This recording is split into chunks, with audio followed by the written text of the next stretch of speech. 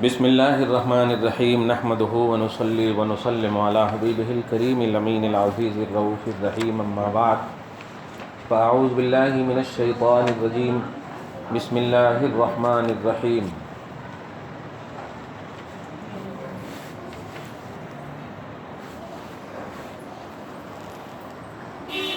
وقالوا لن تمسنا النار الا ایاما معدودہ قل اتخذتم عند اللہ عہدا فلن یخلف اللہ عہدہ ام تقولون علی اللہ ما لا تعلمون صدق اللہ العظیم۔ نہایت ہی ادب و احترام کے ساتھ دھیرے دھیرے درود شریف پڑھ لیجیے۔ اللہم صلی علی سیدنا و شفیعنا و مولانا محمد مبارک وسلم۔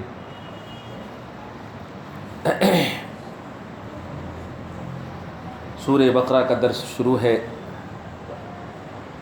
اور عشرہ مغفرت ہم سب پر سایہ فگن ہے۔ دعا ہے پروردگار عالم ہم سب کی مغفرت فرمائے اور جو انتقال کر چکے ہیں ان کی بھی بخشش فرمائے، ان کے درجات کو بلندی عطا فرمائے۔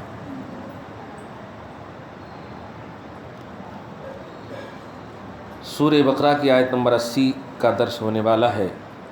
اللہ سبحانہ دشمنان اسلام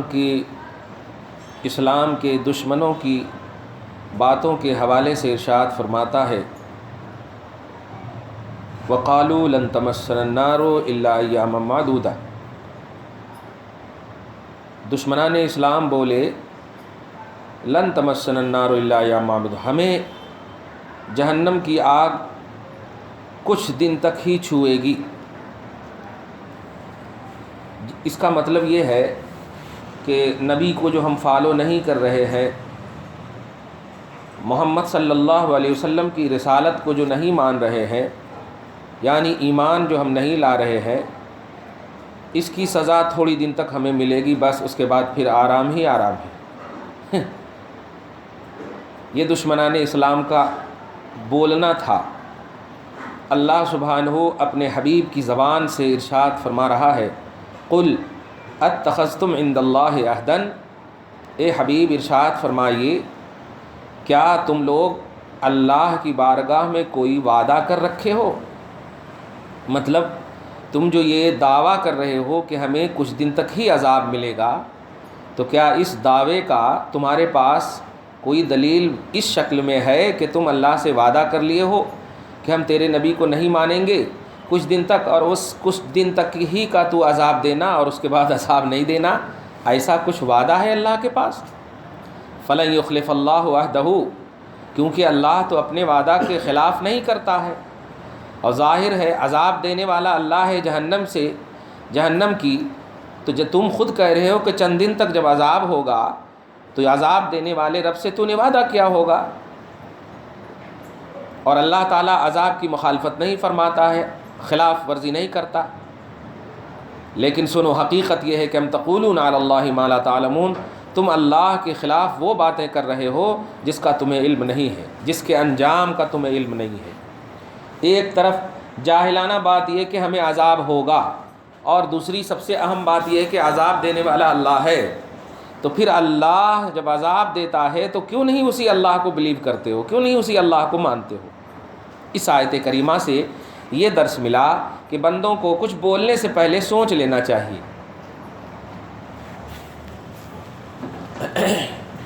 پوری توجہ سے سنیے، بندوں کو کچھ بولنے سے پہلے، کچھ کرنے سے پہلے سوچ لینا چاہیے، ورنہ بعد میں شرمندگی نہ ہو کہ ارے کیا بول دی، کیا کر دی۔ اس بات کو، اس کو مٹھ زبان میں اپنے حیدرآبادی تصور میں یہ بولتے نہیں، ہاں یہ لاکھ کروڑ مرتبہ، ہزار مرتبہ سوچ لینا، ایسا یہ کام کرنے سے پہلے کوئی اگر وارننگ والا کام ہو تو۔ ایسے ہی اللہ پاک کہہ رہا ہے کہ اے لوگو، مصطفیٰ صلی اللہ علیہ وسلم کو میں نے تمہارے سامنے بھیجا ہے، اس لیے نہیں کہ بس وہ ایک انسان ہے اور انسان کی طرح انہیں دیکھو، نہیں، وہ میرے ترجمان ہیں، میری توحید کا اعلان کر رہے ہیں، ان کو تم ماننا، نہیں تو تمہیں عذاب آن پڑے گا، اور اللہ تبارک و تعالیٰ پر تم بہتان اور جھوٹ باندھنے والوں میں شریک ہو کر کے جہنم میں چلے جاؤ گے۔ آگے اللہ پاک آیت نمبر 81 میں فرماتا بلا من کسب سیئۃ، سنو کیوں نہیں، یعنی یہ اللہ پر جھوٹ باندھتے ہیں، یقیناً باندھتے ہیں، من کسب سیئۃ، وہ لوگ جو گناہ کو کماتے ہیں۔ اب گناہ کی کمائی کیا ہے؟ تو وہ کوئی تجارت ہے کیا؟ نہیں، گناہ کو کمانے سے مراد یہ ہے کہ اللہ نے جن جن چیزوں کا حکم دیا اسے نہیں بجا لاتے، اور جن جن چیزوں سے روکا اس سے نہیں رکتے ہیں، یہ بھی گناہ کی کمائی ہے۔ اللہ کے حکم کو ماننا نیکی ہے، نہ ماننا گناہ ہے۔ تو وہ لوگ جو گناہ کو کماتے ہیں، وَأَحَاطَتْ بِهِ خَطِيئَتُهُ، اور ایسے شخص کو بتائے جانے کے باوجود وہ شخص باز نہیں آتے۔ ایک چھوٹی سی مثال، چونکہ ہم سب پر جو عشرہ سایہ فگن ہے اس حوالے سے بتاؤں۔ اللہ پاک نے ابھی 10 یعنی پہلا دہا رحمت کا رکھا۔ آپ سب محسوس کی ہوں گی کہ اللہ آپ پر کتنا رحم، اور کس طرح رحم اور کیسا رحم کیا۔ اگر آپ کے اندر چینجنگ اور انقلاب نہیں آیا تو سمجھیے کہ اللہ تبارک و تعالیٰ کی رحمت آپ کو نہیں لگی۔ اور چینجنگ سے مراد آپ کی زندگی میں خوف الہی کا بڑھنا، آپ کی زندگی میں تصور عبادت کی کثرت، آپ کی زندگی میں تقوی اور پرہیزگاری کی کثرت، یہ سب کی زیادتی ہونا در حقیقت پہلے دہا رحمت کے دہے کو حاصل کرنا ہے۔ اور یہ دوسرا دہا مغفرت کا ہے۔ مغفرت کا دہا مطلب بخشش، اللہ تبارک و تعالیٰ بخشنے والا ہے۔ اللہ کو اپنی بخشش کی ضرورت نہیں ہے، وہ غفار ہے، بخشنے والا ہے۔ وہ بخشے گا کسے؟ بلیور ہی کو بخشے گا، جو اسے مانتا ہے اسی کو بخشے گا۔ کافروں وغیرہ کو تو ایک دم بالکل بے حساب جہنم میں ڈالے گا۔ حساب اس کا لیا جاتا ہے جو عمل کرتے ہیں، اور عمل وہ کرتا ہے جو ایمان رکھتے ہیں۔ اور آپ ہم سب مومن ہو تو ہم سے گویا حساب لیا جائے گا، تو بخشش کا تعلق بھی ہم سے ہے۔ تو رحمت کے عشرے میں آپ خود محسوس کی ہوں گی کہ آپ کی وہ آنکھیں جو ٹی ویوں کے لیے ترستی تھیں، آج حسن رسول کے لیے اور دیدار آخرت کے لیے، تصور قیامت کے لیے آنکھیں اشکبار ہو رہی۔ یہ ہے رحمت کا آپ کے اوپر اثر۔ مغفرت کا اثر یہ ہے کہ آپ الحمدللہ اپنے آپ کو اس طرح سمجھنے لگیں کہ واقعی اللہ اور اس کے رسول کے علاوہ، قبر، حشر، برزخ کے علاوہ یہ کچھ بھی نہیں ہے، یہ بالکل فنا ہونے والی چیزیں ہیں۔ ہمارے ساتھ اگر کوئی چیز ہے تو ہمارا ایمان اور ہمارا عقیدہ ہے، نیک عمل ہے۔ یہ بخشش کا آپ کے اوپر اثر ہونا، تو یہ عشرہ مغفرت ہے۔ اگر ایسا نہیں ہے تو قرآن پاک ذرا دیکھیے، اللہ سبحانہ فرماتا ہے جو لوگ برائی کماتے ہیں اور کمائی کر کے اگر اپنے اندر چینجنگ نہیں لاتے، وَأَحَاطَتْ بِهِ خَطِيئَتُهُ، اس کی برائی، اس کے گناہ، اس کی خطا اسے ایسا گھیر لیتے ہیں کہ اب اللہ پاک اعلان کرتا ہے فَأُولَٰئِكَ أَصْحَابُ النَّارِ، وہ اصحاب مغفرت نہیں ہے، وہ اصحاب نار ہے۔ اللہ، وہ اصحاب نار ہے۔ یاد رکھیے، اللہ تبارک و تعالی 3 تصور آپ کو دیا ہے، دھیان دینا۔ جو گناہ نہیں کرتا ہے اسے فرشتے بولتے ہیں، اور جو گناہ کر کے اکڑ جاتا ہے اسے شیطان بولتے ہیں، اور جو گناہ کر کے توبہ کر لیتا ہے اسے انسان بولتے ہیں۔ میں چپ ہوں تاکہ آپ اس کو دل کے اندر ڈالیں۔ اور کس کیٹیگری میں آپ ہیں؟ جو گناہ نہیں کرتا، وہ فرشتے ہیں، معصوم ہیں، اور فرشتے کو بخشش وغیرہ کا پروانہ نہیں چاہیے، وہ معصوم ہیں، ان کو ان کی عبادت ہی بخشش ہے۔ وہ عبادت کریں، اسی میں وہ مگن رہتے ہیں، کیونکہ گناہ جب کریں گے ہی نہیں تو بخشش کا پہلو کہاں سے؟ اور جو اکڑ جائے گناہ پر، ڈھیٹ ہو جائے، وہ شیطان ہے۔ الحمدللہ آپ نہ تو فرشتے ہو اور نہ امید ہے کہ شیطان ہو، تو آپ انسان ہو۔ انسان کی صفت یہ ہے کہ وہ گناہ کر کے جھکتا ہے، اور جب جھک جاتا ہے تو پھر کبھی اکڑتا نہیں۔ اب آپ کو انقلابی رمضان آپ نے پایا ہے، میں ہر 3-4 خاص طور سے درس سے یہی کہہ رہا ہوں، آپ کو اس رمضان کو انقلابی رمضان ماننا ہے اور بنانا ہے۔ آپ کو مرحوما، آپ کو مغفورہ بننا ہے کہ رب العالمین کی طرف سے آپ کو رحمت کاملہ دائمہ ملنا ہے، آپ کو مغفرت کاملہ دائمہ ملنا ہے، ایسا بننا ہے۔ بس یہ 20 سال 30 سال کی ٹیپ ٹاپ کی زندگی کچھ بھی آپ کو کام دینے والی نہیں ہے، یہ یہیں رہ جائے گی۔ اللہ سبحانہ فرماتا ہے جو گناہ کر لے اور گناہ سے توبہ نہ کرے، احاطت بھی خطیئتہ، اس کو اس کا گناہ گھیرے رکھے، تو فاولئک اصحاب النار، وہی جہنمی ہے، ہم فیہا خالدون، اور اس میں وہ ہمیشہ رہیں گے۔ اب یہ وارننگ کے بعد آپ اب ہم سب اگر چینج نہیں ہوئے تو اللہ کا کچھ نہیں بگڑے گا، رسول کا کچھ نہیں بگڑے گا، کامیاب بندوں کا کچھ نہیں بگڑے گا صرف ہمارا اور آپ کا۔ اللہ پاک آپ کو ہم سب کو ہدایت کاملہ عطا فرمائے۔ آگے اللہ 82 میں ارشاد فرماتا ہے والذین آمنوا وعملوا الصالحات، سبحان اللہ، اور وہ لوگ، وہ مائیں اور وہ بہنیں، وہ بیٹے، وہ باپ، وہ انسان جو نیک، وہ ایمان رکھتے ہیں اور نیک عمل کرتے ہیں، اولئک اصحاب الجنہ، یہی اصحاب جنت ہیں، اصحاب مغفرت ہیں، ہم فیہا خالدون، یہ بھی اس میں ہمیشہ رہیں گے، جنت میں ہمیشہ رہیں گے۔ دعا ہے اللہ پاک ہم سب کو اس میں شامل فرمائے۔ آگے دیکھیے آیت نمبر 83 میں وَإِذْ أَخَذْنَا مِيثَاقَ بَنِي إِسْرَائِيلَ لَا تَعْبُدُونَ إِلَّا اللَّهَ، یاد کرو اے حبیب مکرم جب ہم نے بنی اسرائیل سے یہ وعدہ لیا۔ اب بنی اسرائیل سے یہ وعدہ لیا، بنی اسرائیل بولے تو اسرائیل حضرت یعقوب علیہ السلام کا نام تھا، اور بنی بولے تو اولاد، بنی اسرائیل یعقوب کی اولاد، اس سے پہلے بھی ذکر کر چکا ہوں میں۔ وعدہ تو ان سے ضرور لیا، لیکن یہ وہ وعدہ ہے کہ اللہ تبارک و تعالیٰ نے نبیوں کے ذریعے سے ہر ایک قوم سے وعدہ لیا ہے۔ وہ وعدہ کیا ہے دیکھیے، لا تعبدون الا اللہ، اللہ کے سوا کسی کی عبادت نہ کرنا، لا تعبدون، تم لوگ عبادت مت کرنا، الا اللہ، مگر اللہ کی، وبالوالدین احسانا، اور والدین کے ساتھ حسن سلوک کرنا۔ یہ لفظ اب رہ گیا ہے معاشرے میں۔ اب میں جب بھی اس پر تقریر کرتا ہوں والدین کے حسن سلوک پر، تو پورے مجمع میں آنکھوں کی اشک باری دیکھتا ہوں، اور وہ رونے والا پھر جا کر کے ہوٹل میں کھانا شروع کر دیتا ہے۔ تو یہ ایک عنوان رہ گیا ہے، بس یہ ایک کھوکھلا عنوان رہ گیا ہے، اس کا اثر دائم یعنی ہمیشہ والا اثر ختم ہو گیا۔ آپ بس ذرا قرآن پاک کے انداز پر غور کیجیے، اور آج اپنی حیثیت بھی سمجھ لینا بیٹیوں، اور اپنی حیثیت اور پوزیشن سمجھ لینا ماؤں۔ یہ بتاؤ اللہ کے ساتھ اللہ کا شریک کوئی بھی کسی بھی زاویے سے ہے یا نہیں؟ آپ کی آواز آئے گی کسی بھی زاویے سے اللہ کا کوئی شریک نہیں۔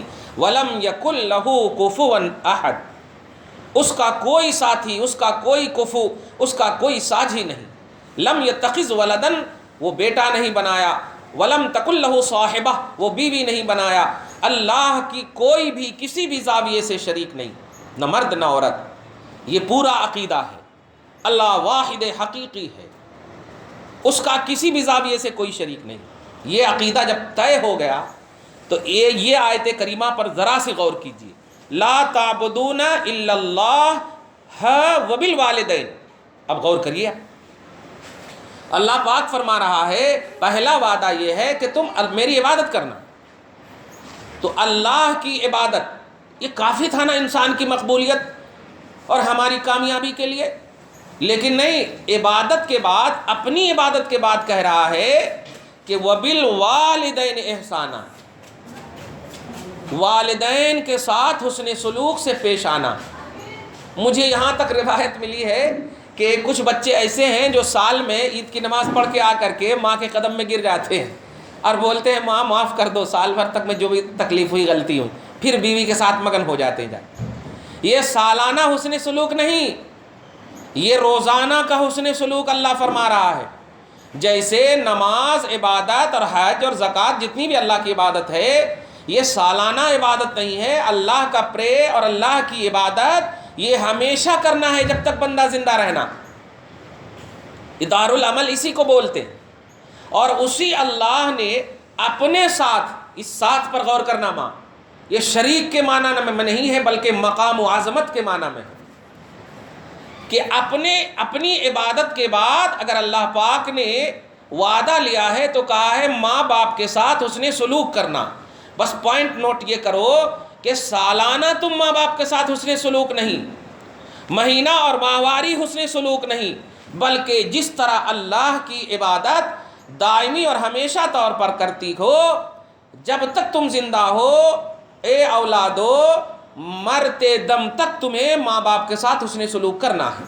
بلکہ ایک اور عنوان یہاں پر مجھے سورہ بنی اسرائیل کے آیت نمبر 24 یا 25 کے حوالے سے یاد آتی ہے کہ کچھ ماں باپ ایسے ہیں اور یہ تفسیر کے حوالے سے بھی سنیے آپ کہ اللہ پاک نے جوان ماں باپ کے ساتھ حسن سلوک نہیں کرنے کہا ہے، بلکہ فرمایا کہ اما یبلغن عندک الکبر احدہما او کلاہما، جب تمہارے ماں باپ میں سے کوئی ایک یا دونوں بڑھاپے کو پہنچ جائیں.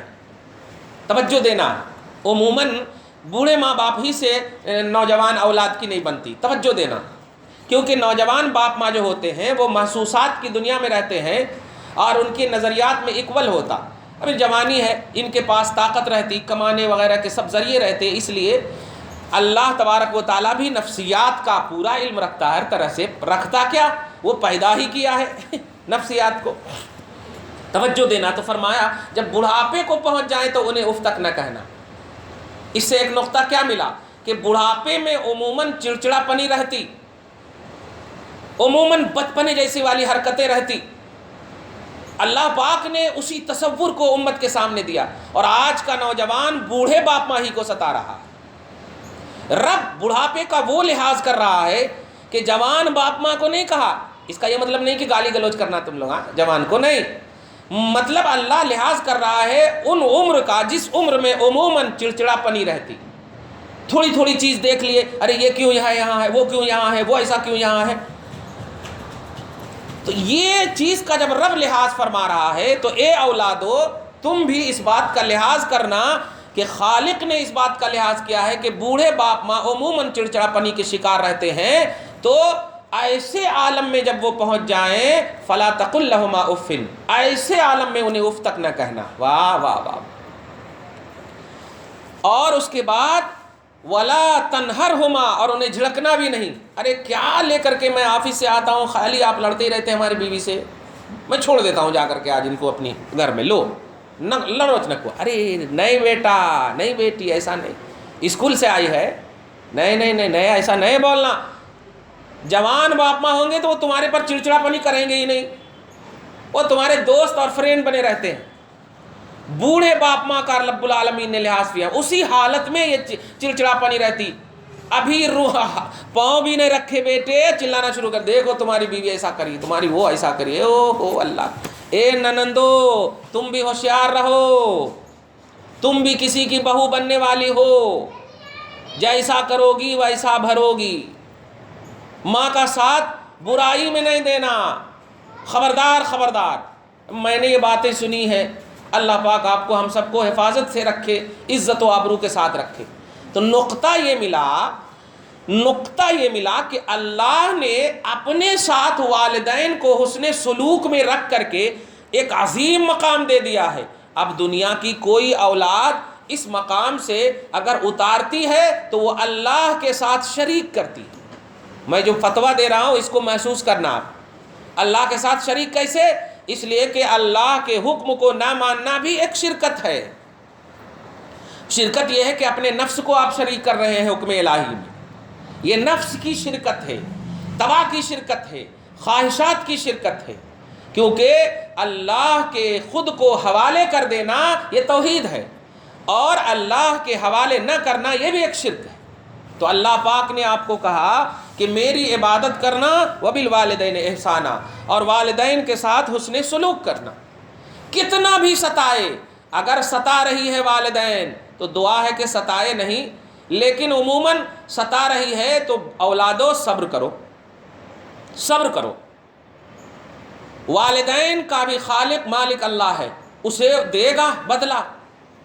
لیکن تم نے صبر کیا تو سنو آیت کریمہ، ربکم اعلم بما فی نفوسکم. کچھ اولاد ایسی ہے نا جو بیوی کی تکلیف کو دیکھ کر کے بھی پریشان، اب ماں کے ٹینشن کو بھی دیکھ کر پریشان.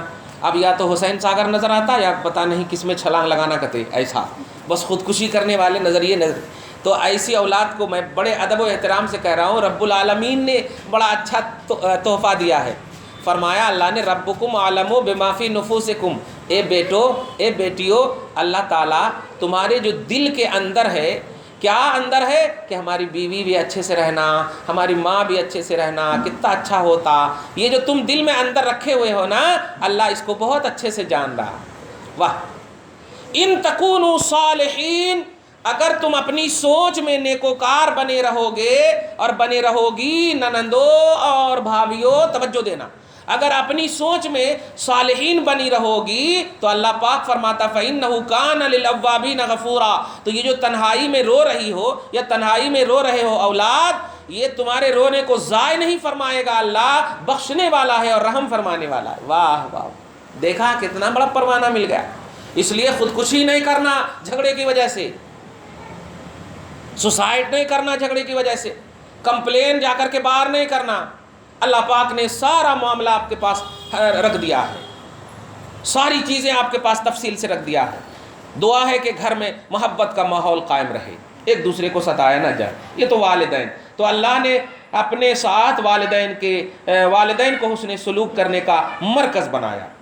وذی القربا، اور سنو رشتہ داروں کے ساتھ بھی حسن سلوک کرنا.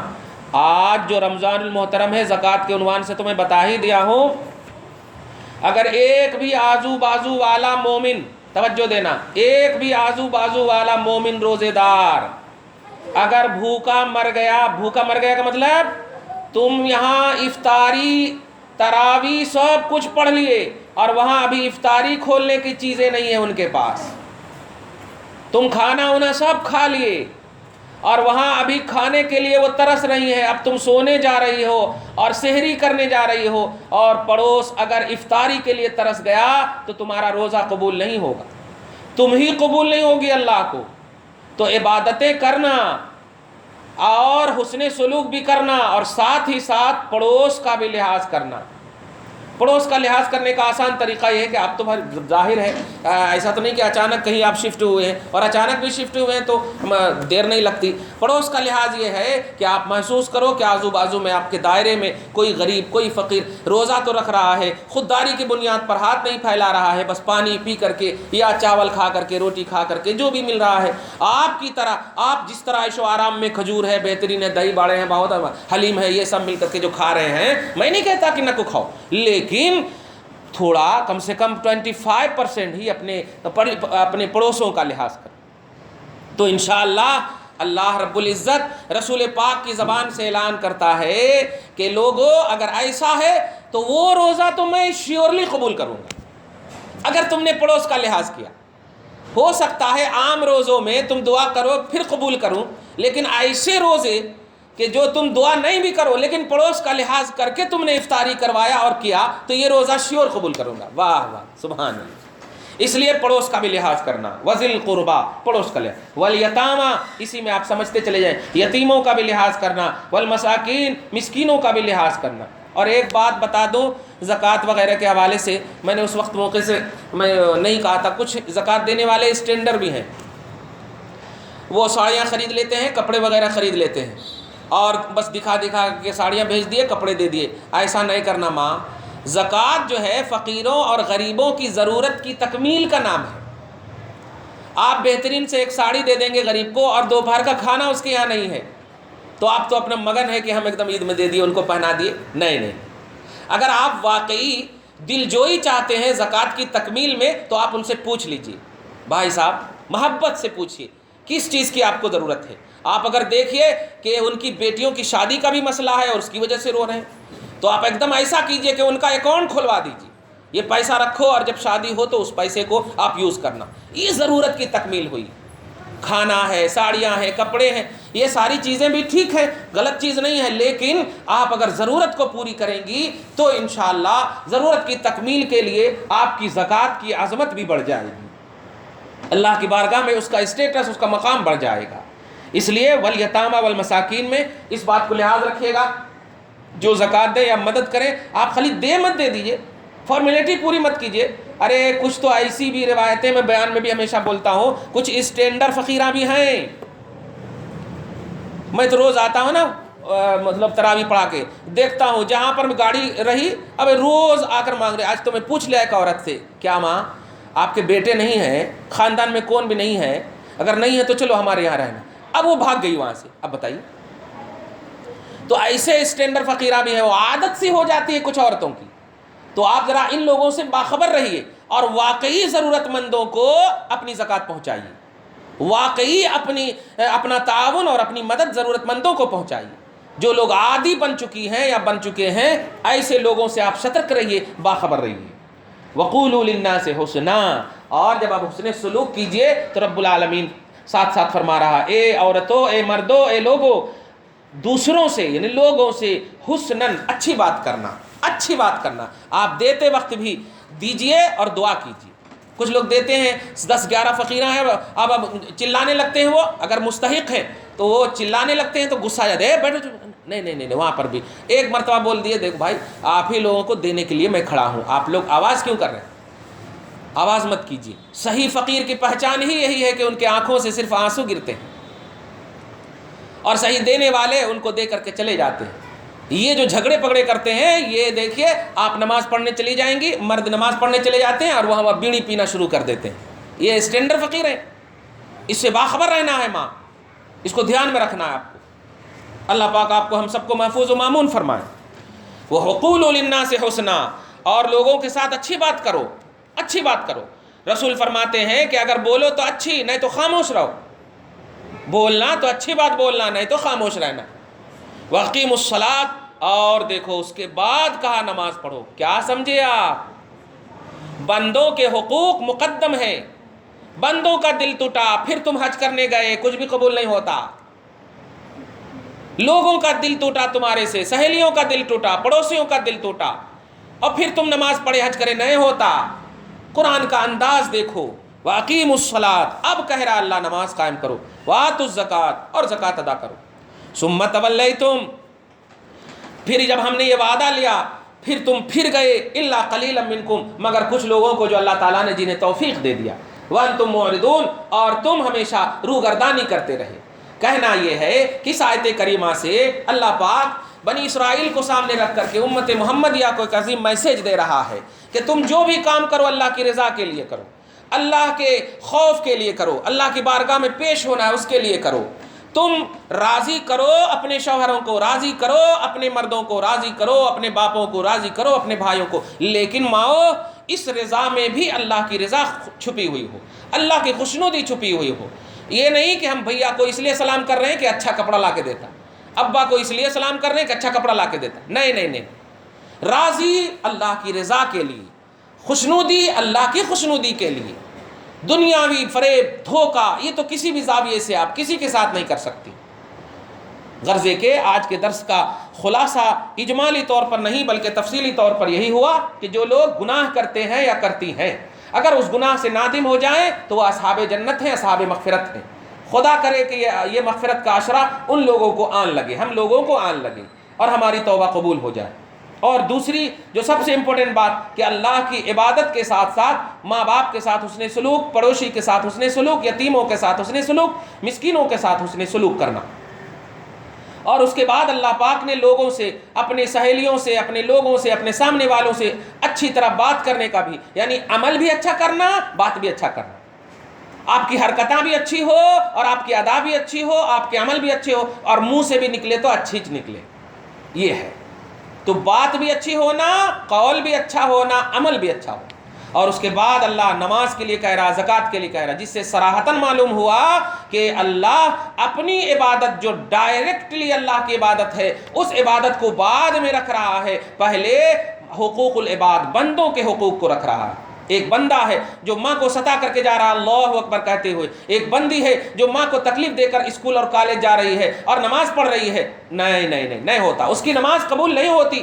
بندوں کا دل دکھا کر اگر کوئی نماز پڑھتا یا حج کرتا ہے، زکوٰۃ دیتا، اس کا حج اس کے منہ پر مار دیا جائے، کیونکہ سارے عمل کا تعلق ثواب و عذاب کا تعلق ہے اور یہ بندوں سے تعلق رکھتا ہے. اللہ کو وہ عمل منظور ہے جس عمل میں بندے ایک دم کرپشن سے پاک ہو، ہر طرح کے کرپشن سے پاک ہو، خاص طور سے بندوں کو تکلیف اور ایذا رسانی سے پاک ہو.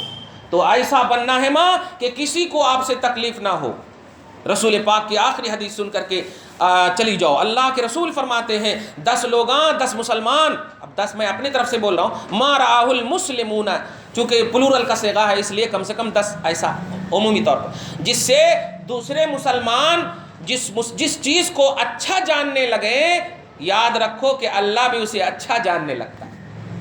ایسی بنو معاشرے میں کہ تمہاری مثال دیں کہ فلاں کی بیٹی، فلاں کی بیوی، فلاں کی بہو، اے اللہ میری بھی بیٹی کو ویسے ہی بیٹی بنا، ویسے ہی ماں بنا، ویسے ہی بہو بنا۔ ایسا نہ ہو کہ اللہ اللہ ارے کیسے رشتہ ہوتا با، ایسی جھگڑالو ہے، ایسا ہے ویسا ہے، اس طرح کی حرکتیں نہیں کرنا کہ معاشرے میں بدنام ہو جائے۔ 10 لوگاں تمہارے کو اگر تمہاری عفت، تمہارے تقوی کا چرچا کرنے لگے تو یاد رکھنا کہ تمہارا حشر یقینی طور پر حضرت فاطمہ اور عفت مآب تمام ازواج مطہرات کے ساتھ ہوگا۔ وہ دعائیں کرتی تمہارے لیے۔ دعا ہے پروردگار عالم آپ کو، ہم سب کو ایسی ہی نیک نیتی کے ساتھ جینا نصیب فرمائے۔ جب تک زندگی ہو مولا ایسا تصور عطا فرما۔ پروردگار عالم ہم سب کے روزوں کو قبول فرما لے۔ جو کسی وجہ سے نہیں رکھ سکے ہیں مولا، اگر واقعی مرض ہے تو دور کرتے ہوئے صحت یابی عطا فرما، اور عشرۂ مغفرت میں حبیب پاک صاحب الاولاد کے وسیلے سے ہم سب کی مغفرت فرما۔ جو گزر چکے ہیں ان کی بھی مغفرت فرما، ان کے درجات کو بلندی عطا فرما۔ یا اللہ تمام مائیں اور بہنیں بڑی امید اور لو لگا کر آتی ہیں توحید اور رسالت سیکھنے، پروردگار ان کے سینے کو اپنے حبیب کی محبت کا مدینہ بناتے ہوئے ہمیشہ توحید و رسالت پر قائم رکھنا مولا۔ کبھی ایسا کام، ایسے عمل، ایسی حرکت سرزد نہ ہونا جس سے معاشرہ اور سوسائٹی یہاں تک کہ میدان محشر میں بھی رسوائی ہو۔ مولا ان کی عزت بچانا، ان کی حفاظت کرنا، ان کی اداؤں، ان کی حرکتوں کی حفاظت کرنا، ان کے آل اولاد کی حفاظت کرنا، ان کے خاندان اقربا اعزاء سب کی حفاظت کرنا، ان کی جو نیک اور جائز تمنا ہے پوری فرمانا مولا۔